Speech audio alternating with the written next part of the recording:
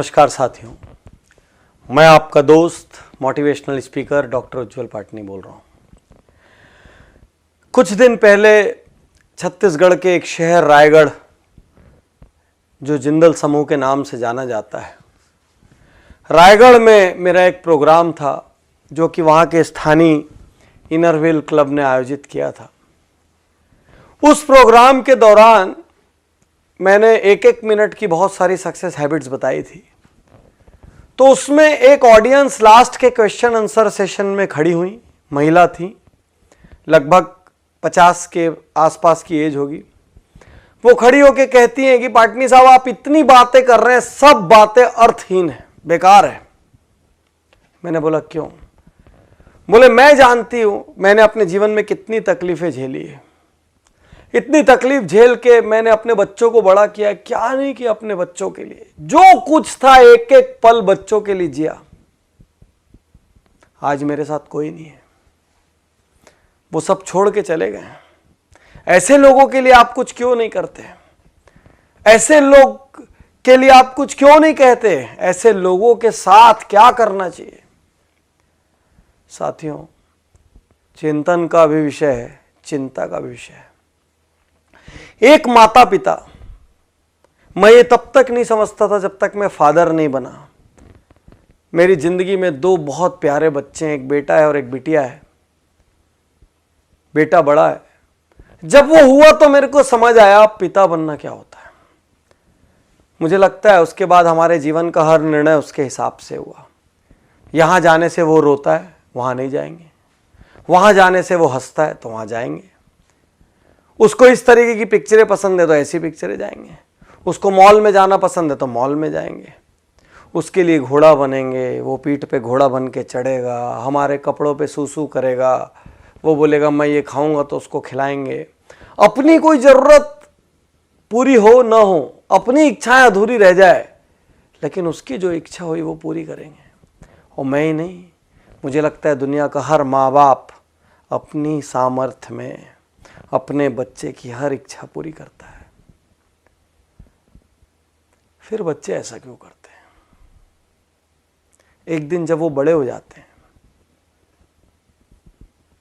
तो वो अलग घर बसाने की क्यों सोच लेते हैं? चलिए अलग घर बसा भी लिया, वो डिस्कनेक्ट होने की क्यों सोच लेते हैं? कोई पत्नी अपने पति के कहने पर, कोई पति अपनी पत्नी के कहने पर अपने माँ बाप को क्यों छोड़ देता है, जिसने पैदा किया, इतना बड़ा किया, एक एक दुख उठाया, हर सुख ही उनसे जुड़ा था। सच कहूं तो संतान होने के बाद माता पिता का जीवन ही नहीं रह जाता। संतान हंसता है तो वो हंसते हैं, और संतान रोती है तो वो रोते हैं। फिर बच्चे ऐसा क्यों करते हैं? एक पिता रात को बिस्तर पर लेटे हुए थे। उनका युवा बेटा, जो कि कहीं नई नई जॉब पर लगा था, वो अपनी टेबल पर काम कर रहा था। अचानक छत में कुछ खड़खड़ाने की आवाज आई। पिता ने उससे कहा, बेटा छत में कुछ आवाज आ रही है, देखो कुछ गलत ना हो जाए। बेटे ने कहा, पिताजी कोई बात नहीं, अब बैठिए, ऐसी बिल्ली बिल्ली होगी। थोड़ी देर बाद फिर आवाज बढ़ी। पिता ने कहा, बेटा आवाज देखो बढ़ गई है, बेटा बहुत चोरियां हो रही है आसपास, थोड़ा सा देख लो। बेटा ने कहा, पिताजी कोई बिल्ली होगी, कोई चूहा हो गया, हवा से कुछ सामान लुढ़क गया होगा, आप सो जाइए। 5 मिनट बाद फिर जोर की आवाज हुई।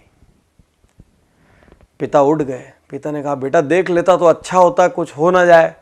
और बच्चा जोर से भड़क के कहता है, आपको तो नींद आती नहीं है, आपको क्या है, दिन भर आप सोते रहते हो, आपको कोई काम है नहीं, मुझे तो काम करने दो, अरे जो होगा मैं देख लूंगा, आप चुपचाप सोने क्यों नहीं जाते, इतना परेशान क्यों कर रहे हो? पिता की आंखें गीली हो गई, नम हो गई आंखें। पिता चुप रहे। और कुछ मिनट बाद वो कहते हैं बच्चे से, बेटा तूने बचपन में मुझसे 1000 प्रश्न किए, लाख प्रश्न किए। आसमान नीला क्यों होता है, बारिश कैसे होती है, सूरज कैसे उगता है, चंदा मामा में कौन रहता है, गाड़ी कैसे चलती है, पतंग कैसे उड़ती है।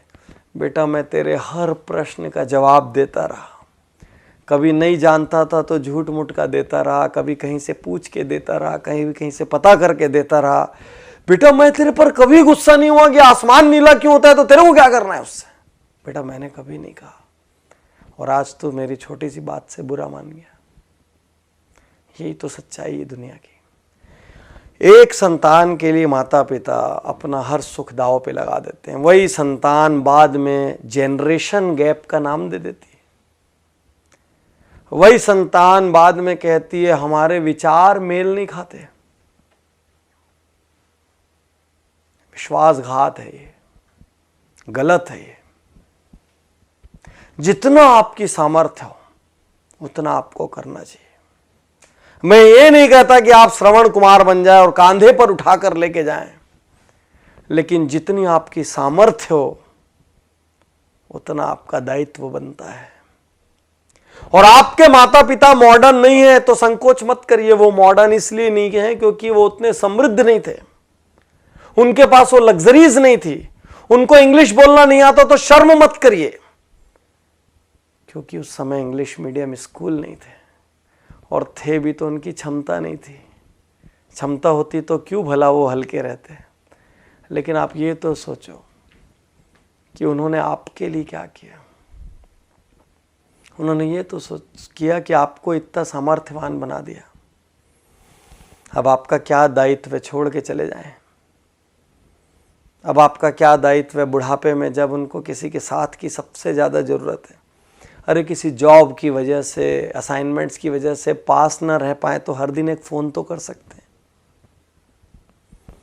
हर कुछ महीने में मिलने तो आ सकते हैं, सारी व्यवस्थाएं तो जुटा के दे सकते हैं कि किसी किस्म की कोई तकलीफ ना हो जाए। बागबान पिक्चर आपने देखी होगी, मुझे उसमें आज भी अमिताभ बच्चन का एक सीन याद आता है, जब चश्मा बनाने के लिए उनका बेटा कहता है अभी पैसे नहीं है, काम चला लो, और छोटा सा बच्चा पैसे ला के देता है कि पापा पहले, दादाजी पहले चश्मे बनवा लो।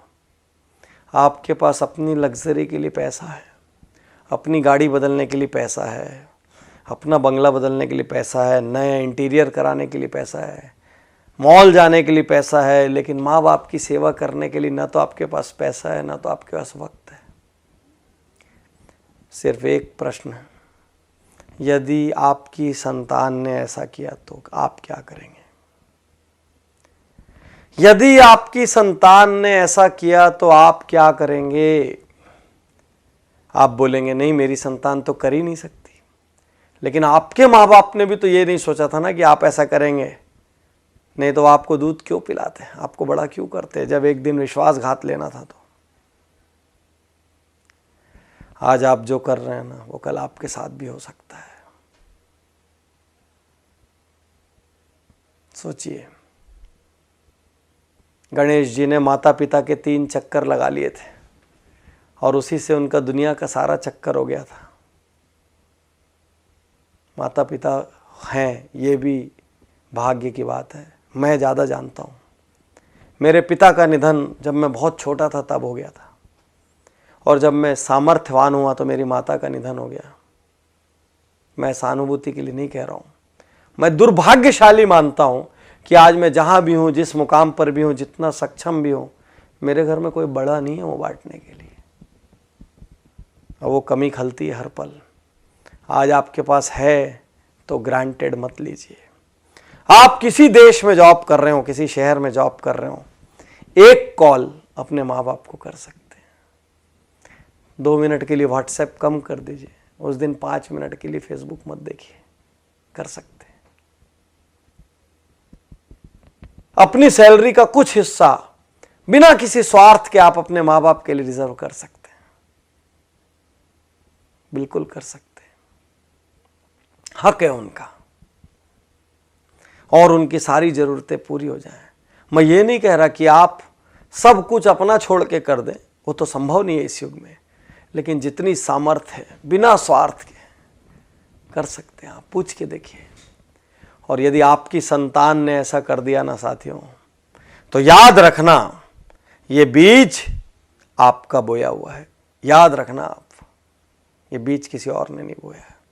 हर किसी से मैं कहता हूँ, अपने माँ बाप का बहुत आदर करो, क्योंकि आपकी संतान वही करेगी जो आपको करते हुए देख रही है। आप माँ बाप का अनादर करो और अपनी संतान से कहो मेरा आदर करना संभव नहीं है।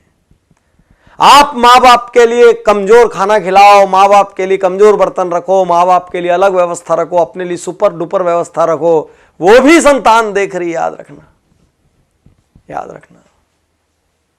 तो बहुत आदर करिए, रोज सुबह पैर छूइए, यदि आप साथ में रहते तो पैर छू के अपने काम पर निकलिए। हफ्ते में 1 दिन 2 दिन घंटा 2 घंटा वक्त दीजिए, बिना बात बैठिए।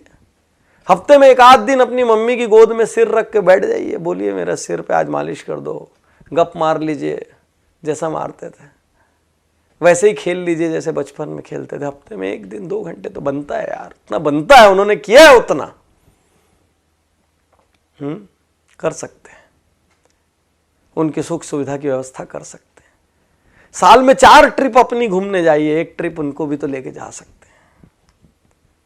वो धर्म करना चाहे तो धार्मिक जगह पे ले जा सकते हैं, कहीं और ले जा सकते हैं, लेकिन ले जा सकते हैं ना। कुछ ऐसा कीजिए ना कि आपके माँ बाप अपनी प्रार्थना में कहें कि हे भगवान, हर जन्म में मुझे ऐसी संतान देना।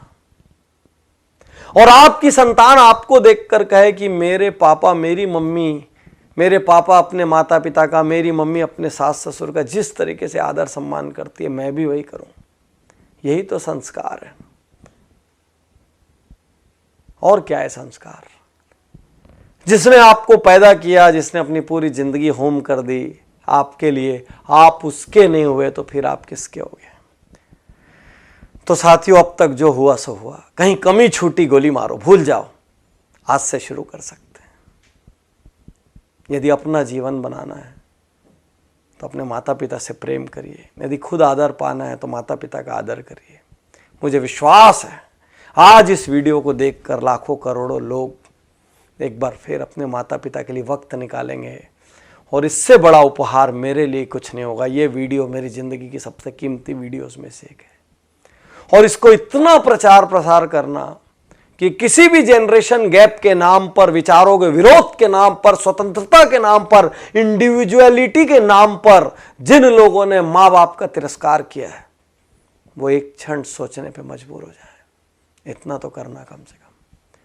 शुक्रिया, धन्यवाद, थैंक यू।